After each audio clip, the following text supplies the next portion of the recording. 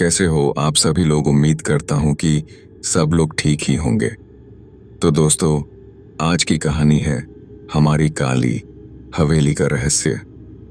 दोस्तों, बढ़ते हैं काली हवेली का रहस्य। गांव से लगभग 2 किलोमीटर दूर एक पुरानी और सुनसान हवेली खड़ी थी, जिसे लोग काली हवेली के नाम से जानते थे। यह हवेली वर्षों से वीरान पड़ी थी और इसके बारे में कई भयानक कहानियां सुनाई जाती थीं। लोगों का कहना था कि रात को वहां से अजीब अजीब आवाजें आती हैं और जिसने भी वहां कदम रखा वह वापस कभी नहीं लौटा। गांव के लड़के लड़कियों के लिए काली हवेली किसी डरावनी परी कथा से कम नहीं थी, लेकिन गांव के एक नवयुवक अर्जुन, जो बहुत ही जिज्ञासु और निडर था, ने ठान लिया कि वह इस हवेली के रहस्य को जरूर सुलझाएगा। एक अंधेरी और चांदनी रात में अर्जुन ने अपने दोस्तों राघव और मोनिका को भी इस खोज में शामिल किया। तीनों ने टॉर्च और कुछ हथियार लिए और काली हवेली की ओर बढ़े। जैसे जैसे वे हवेली के करीब पहुंचे, एक अजीब ठंडक ने उन्हें घेर लिया। हवेली के टूटे फूटे दरवाजे से अंदर घुसते ही उन्हें महसूस हुआ कि वहां का माहौल बहुत भारी था, जैसे किसी अदृश्य शक्ति ने उन्हें घेर लिया हो। अंदर की दीवारों पर धुंधले और अजीबोगरीब चित्र बने हुए थे। फर्श पर धूल की मोटी परत जमी हुई थी, लेकिन उनके जूतों के अलावा वहां और भी किसी के पैरों के निशान दिखाई दे रहे थे। मोनिका ने डरते हुए पूछा, अर्जुन, ये ठीक है ना? हमें यहां से लौट जाना चाहिए। अर्जुन ने कहा, अगर डर गए तो इस रहस्य को कभी सुलझा नहीं पाएंगे। जैसे ही वे हवेली के बड़े हॉल में पहुंचे, एक पुराना झूला अपने आप हिलने लगा। हवा बिल्कुल स्थिर थी, लेकिन झूले का लगातार हिलना सभी को डरा रहा था। तभी झूले के पास रखे एक शीशे में से एक छाया उभरने लगी।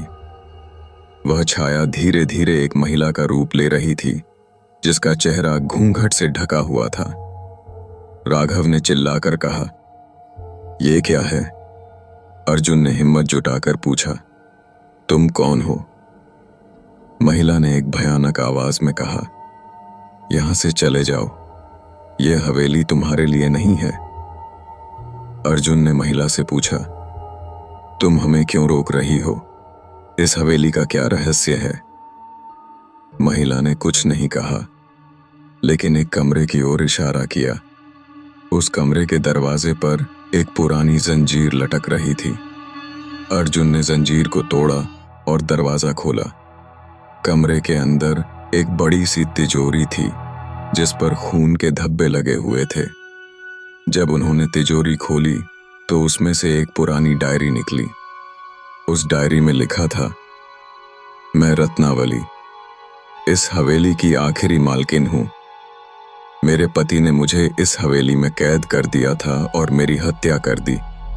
मेरी आत्मा तब तक भटकती रहेगी जब तक मुझे न्याय नहीं मिलेगा। डायरी पढ़ने के बाद अर्जुन को समझ आया कि इस हवेली में जो भी भूतिया घटनाएं होती हैं, वे रत्नावली की आत्मा की वजह से हैं। लेकिन सवाल यह था कि रत्नावली के साथ न्याय कैसे किया जाए। तभी राघव को हवेली के तहखाने में जाने का ख्याल आया। तीनों ने तहखाने की ओर रुख किया। तहखाने में पहुंचते ही उन्हें एक गुप्त कक्ष मिला, जिसमें रत्नावली की हड्डियां दबी हुई थीं। अर्जुन ने फैसला किया कि वे इन हड्डियों का अंतिम संस्कार करेंगे, ताकि रत्नावली की आत्मा को शांति मिले। जैसे ही उन्होंने हड्डियों को उठाया, हवेली के सभी दरवाजे अपने आप बंद हो गए। एक डरावनी हंसी चारों ओर गूंजने लगी। रत्नावली की आत्मा अब और भी भयानक रूप में उनके सामने आ गई। उसने कहा, तुम मेरी हड्डियां नहीं छू सकते, तुमने मेरी शांति भंग की है। अर्जुन ने हिम्मत दिखाते हुए कहा, हम तुम्हें शांति देना चाहते हैं। अगर तुम हमें रोकोगी तो तुम्हारी आत्मा हमेशा भटकती रहेगी।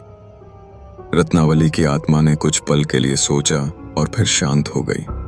उसने कहा, अगर तुम सच में मेरी मदद करना चाहते हो तो मेरी हड्डियों को गंगा में प्रवाहित कर दो। अर्जुन, राघव और मोनिका ने हड्डियों को गंगा में प्रवाहित किया। जैसे ही हड्डियां पानी में समाई, हवेली का भूतिया माहौल बदल गया। हवेली अब एक सामान्य इमारत लगने लगी। रत्नावली की आत्मा ने अर्जुन को धन्यवाद कहा और अंततः शांति से विलीन हो गई।